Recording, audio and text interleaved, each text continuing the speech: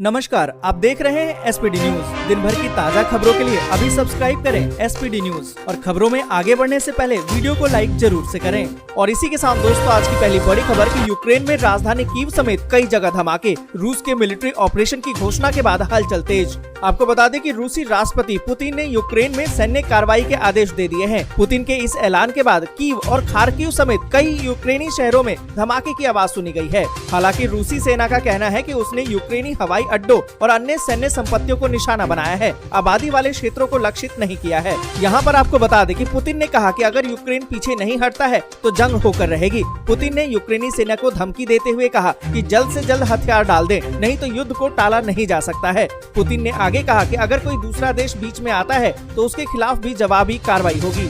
और इसी के साथ दोस्तों, अगली बड़ी खबर की यूक्रेन के राजदूत ने पीएम मोदी से लगाई है मदद की गुहार। कहा कि दुनिया में भारत ही कम कर सकता है तनाव। यहाँ पर आपको बता दें कि रूस के ऐलान के बाद यूक्रेन में लगातार स्थिति बिगड़ती जा रही है। यूक्रेन की राजधानी कीव समेत कई जगह धमाकों के बाद यूक्रेन में मार्शल लॉ लगा दिया गया है। इतना ही नहीं, यूक्रेन ने दावा किया है कि उन्होंने 5 रूसी विमानों और 1 रूसी हेलीकॉप्टर को मार गिराया है।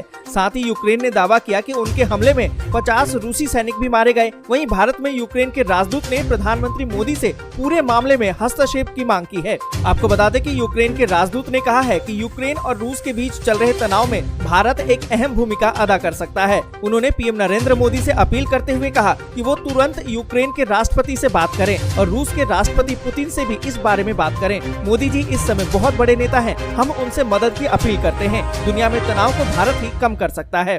और इसी के साथ दोस्तों, अगली बड़ी खबर की नवाब मलिक की गिरफ्तारी के विरोध में महाविकास अघाड़ी का प्रदर्शन। भाजपा ने की इस्तीफे की मांग। दोस्तों, यहाँ पर आपको बता दें कि मनी लॉन्ड्रिंग और दाऊद इब्राहिम के साथ कनेक्शन को लेकर गिरफ्तार किए गए महाराष्ट्र सरकार के मंत्री और नवाब मलिक की गिरफ्तारी के बाद प्रदेश में सियासी घमासान देखने को मिल रहा है। सत्ताधारी महाविकास अघाड़ी के नेता जहां नवाब मलिक की गिरफ्तारी का विरोध कर रहे हैं, तो वहीं भाजपा कार्यकर्ता उनके इस्तीफे की मांग कर रहे हैं। यहाँ पर आपको बता दें कि मुंबई में महाविकास अघाड़ी के नेता प्रदर्शन कर रहे हैं। महाविकास अघाड़ी के नेता नवाब मलिक की गिरफ्तारी का विरोध कर रहे हैं। आपको बता दें कि नवाब मलिक को अदालत ने 3 मार्च तक ईडी की हिरासत में भेजा है। और इसी के साथ दोस्तों, अगली बड़ी खबर की बाराबंकी में सपा पर बरसे सीएम योगी। कहा कि अब कोई माई का लाल आस्था से खिलवाड़ नहीं कर सकता। आपको बता दें कि समाजवादी पार्टी यानी कि सपा पर जाति धर्म के नाम पर समाज को बांटने का आरोप लगाते हुए उत्तर प्रदेश के मुख्यमंत्री योगी आदित्यनाथ ने कहा कि पहले की सरकार मूर्ति विसर्जन और कांवड़ यात्रा को रोकने का काम करती थी, यहाँ तक कि बिजली भी जाति और मजहब के नाम पर देती थी, मगर अब कोई माई का लाल आस्था से खिलवाड़ नहीं कर सकता। उन्होंने आगे कहा कि अगर सपा और बसपा की सरकार होती तो कोविड वैक्सीन बाजार में ब्लैक में बेच रही होती, फिर वैक्सीन गरीब लोगों को नहीं मिलता। उन्होंने कहा कि कोरोना की तीसरी लहर कब आई कब चली गई किसी को पता भी नहीं चला। कितनी बड़ी बड़ी रैलियां हो रही हैं, कोरोना गायब हो गया है। उन्होंने कहा कि बाराबंकी की जब भी बात होती है तो पवित्र लोकेश्वर धाम की भी चर्चा होती है। 1 मार्च को शिवरात्रि भी है। और इसी के साथ दोस्तों, अगली बड़ी खबर के आदित्य ठाकरे ने कहा शिवसेना के सहयोग से ही बनेगी यूपी की अगली सरकार। आपको बता दें कि महाराष्ट्र सरकार के मंत्री आदित्य ठाकरे ने कहा, बल्कि दावा किया कि उत्तर प्रदेश में विधानसभा चुनाव के बाद बदलाव होगा और असली सरकार शिवसेना के सहयोग के बगैर नहीं बन सकती है।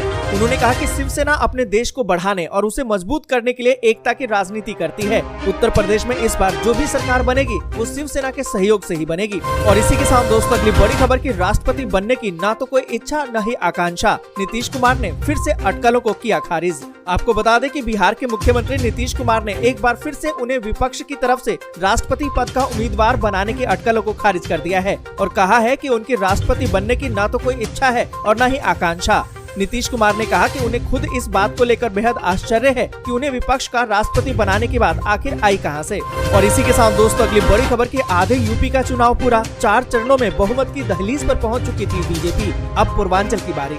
आपको बता दें कि पश्चिमी उत्तर प्रदेश से शुरू हुआ 2022 का विधानसभा चुनाव रुहेलखंड अवध से होते हुए पूर्वांचल के मैदान में आ पहुंचा है। चौथे चरण के मतदान के साथ ही विधानसभा चुनाव ने आधे से अधिक सफर पूरा कर लिया है। 4 फेज में अब तक 231 विधानसभा सीटों पर मतदान की प्रक्रिया पूरी हो चुकी है। अब अगले 11 दिनों में बाकी 3 चरणों में बची हुई 172 सीटों पर चुनाव होने वाले हैं। ऐसे में सत्ता की दशा और दिशा का फैसला अब पूर्वांचल के सियासी संग्राम से तय होना है, जिसके लिए राजनीतिक दलों ने भी ताकत पूरी तरह से झोंक दी है। 2017 विधानसभा चुनाव की तरह इस बार भी उत्तर प्रदेश में 7 चरणों में चुनाव हो रहे हैं। सूबे की कुल 403 सीटों में से अभी तक 4 चरणों में 231 सीटों पर चुनाव हो चुके हैं। 2017 में भी इन 4 चरणों के चुनाव प्रक्रिया पूरी होने के बाद बीजेपी ने बहुमत के आंकड़े को लगभग छू लिया था। 4 फेज के 231 में से बीजेपी ने 192 सीटें हासिल कर ली थी। इस तरह से बहुमत से महज 10 सीटें ही कम थी, जो 5वें चरण के चुनाव के साथ ही पूरा कर लिया गया था।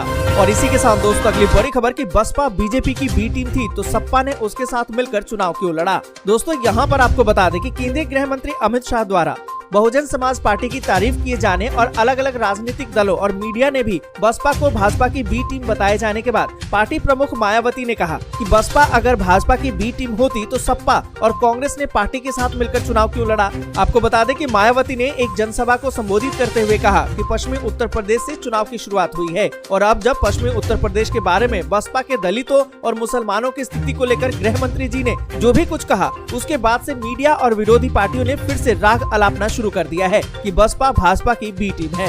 और इसी के साथ दोस्तों अगली बड़ी खबर की मोदी ने विपक्ष पर बोला हमला, कहा कि उनकी सरकार में खानदान वाले ही होते हैं सुपर मिनिस्टर। आपको बता दें कि प्रधानमंत्री नरेंद्र मोदी ने परिवारवाद की राजनीति पर कड़ा प्रहार करते हुए कहा कि घोर परिवारवादियों की सरकार में उनके खानदान के लोग ही मंत्रियों से ऊपर सुपर मिनिस्टर होते हैं और उनकी मर्जी के बगैर एक पत्ता तक नहीं हिलता है। दोस्तों यहाँ पर आपको बता दें कि अमेठी में एक जनसभा को संबोधित करते हुए मोदी ने कहा कि वोट बैंक और परिवारवाद की राजनीति ने, दोनों ही तरह की राजनीति ने देश का बहुत ही नुकसान किया है। और इसी के साथ दोस्तों अगली बड़ी खबर की अखिलेश यादव का वादा, सपा की सरकार बनी तो 11 लाख पदों पर नौजवानों को नियुक्तियां देंगे। दोस्तों यहाँ पर आपको बता दें कि उत्तर प्रदेश के पूर्व मुख्यमंत्री और समाजवादी पार्टी के मुखिया अखिलेश यादव ने योगी आदित्यनाथ के नेतृत्व वाली भाजपा सरकार पर 11 लाख खाली पदों पर भर्ती नहीं करने का आरोप लगाते हुए कहा कि प्रदेश में अगर सपा की सरकार बनी तो इन 11 लाख पदों पर नौजवानों को नियुक्तियां दी जाएंगी। शहर की 3 विधानसभा सीटों के प्रत्याशियों के लिए रामबाग स्थित सेवा समिति विद्या मंदिर इंटर कॉलेज में रोड शो शुरू करने से पहले ही पूर्व जनसभा को संबोधित करते हुए यादव ने कहा, हमारे नौजवान वर्दी पहनना चाहते हैं, देश की सेवा करना चाहते हैं, लेकिन इस सरकार ने भर्ती नहीं निकाली है।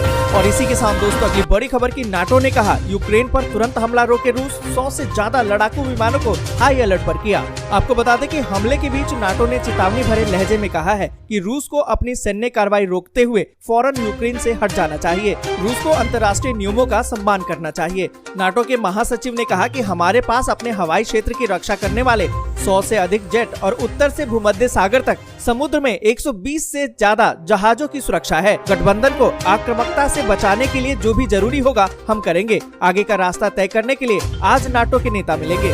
और इसी के साथ दोस्तों अगली बड़ी खबर की सूत्रों के हवाले से यूक्रेन संकट पर रूस के राष्ट्रपति पुतिन से बात कर सकते हैं पीएम नरेंद्र मोदी।